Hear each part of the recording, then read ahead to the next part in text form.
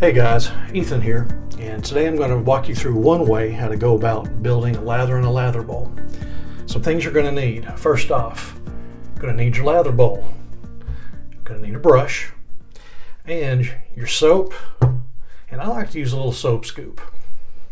So first, take your soap scoop, scoop out about a peanut to an almond sized amount of soap. You can see that there. And then you're going to press it down to the bottom of your bowl. You can just use your fingers. It doesn't have to be perfect, but you just press it down to the bottom of the bowl firmly. And then what I like to do, and I'm going to turn on my sink here. So if you hear water noise, that's what that is. And what I like to do is take just a little bit of water, about 5 or 6 drops worth ish, and drop it down there on top of the soap. Now, your brush, you're going to want it damp. So go ahead, stick your brush underneath the water of your sink, or if you've been letting it soak for a while, that's good too. But you're going to want to get your brush nice and wet, and then you're going to want to wring all the water out of that brush. Now, my brush here is damp now. It's damp to the touch. It's not watery. I don't have water running down my hand or arm or anything. Now, what you do, you just take your brush that's a little bit damp, and you just start twirling. Yeah, circular motions. You start twirling your brush.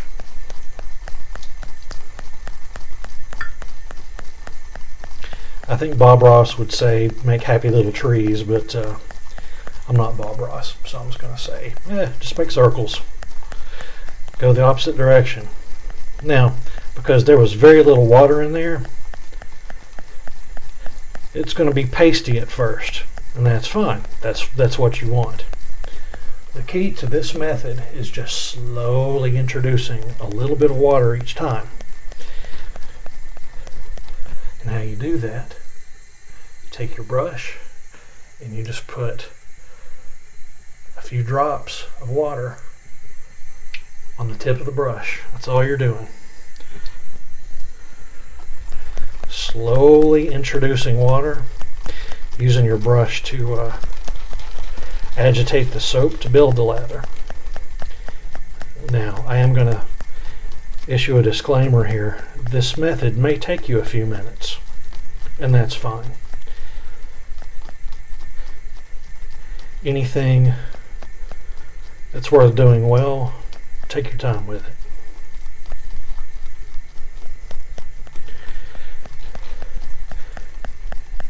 And I'm going to add just a little bit more water to the tip of my brush.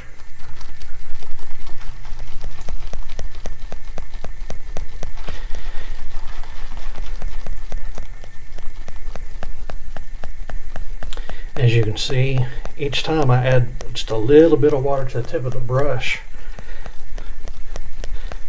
start making circles in the bowl, the lather gets a little more each time. Here I go back again, just a little bit.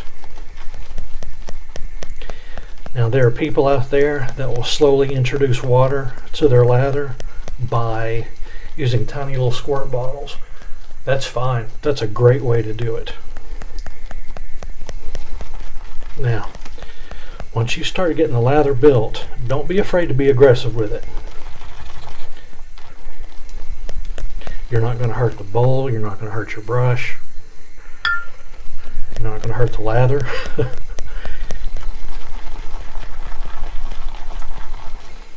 But circles both ways. Figure eights, side to side. Mr. Miyagi says wax on, wax off. If you want to do that, go for it.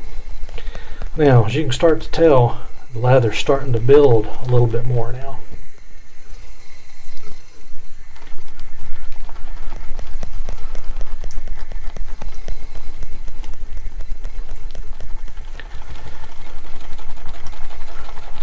But the whole key to this is just slowly introducing hydration to your lather. Slowly. If you put too much water in it, you're going to end up with a big bubbly, watery mess. And your lather won't be dense. It'll be thin. Now some bubbles is just fine. Nothing wrong with that at all. Nothing wrong with that at all. But when you have a lot of bubbles, it's not the best thing in the world. Now I'm going to get a little bit aggressive here with the lather that's in this bowl.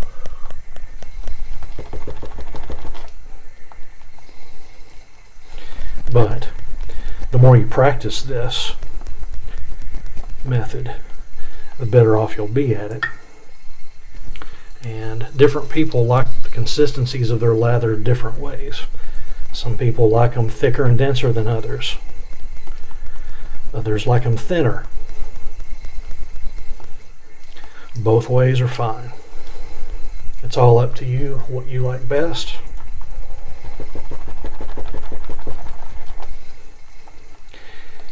It's your shave, you enjoy it. Now, you can tell we've got quite a bit of lather built up in this bowl. And I'm just going to keep going just to show you what it'll do. I'll keep going for another second. I'm going to add one last thing of water.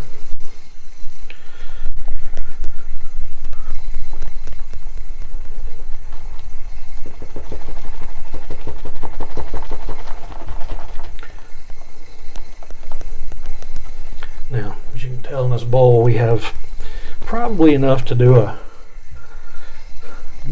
more than a 3-pass shave.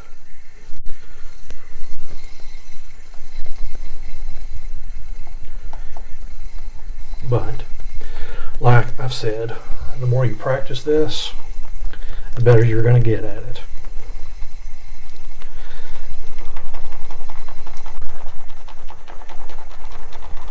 Me personally, I don't go always for a perfect lather. I just don't. You can see here, there's quite a bit of lather on that brush.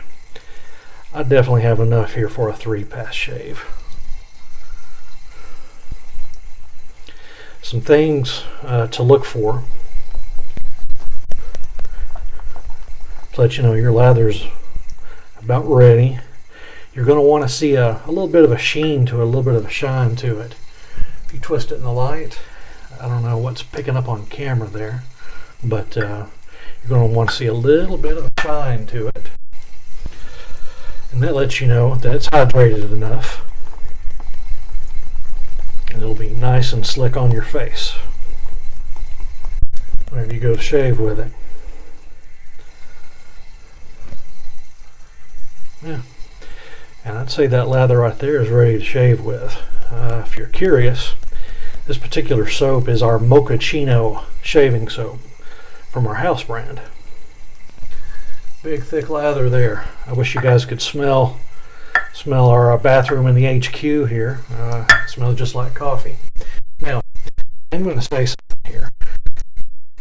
Each artisan soap is going to behave a little bit differently. Different artisans, different companies use different formulas. If you run across one that's not working well for you, it's probably a matter of hydration. Some take more water, some takes less water. Some soaps are thirstier than others. But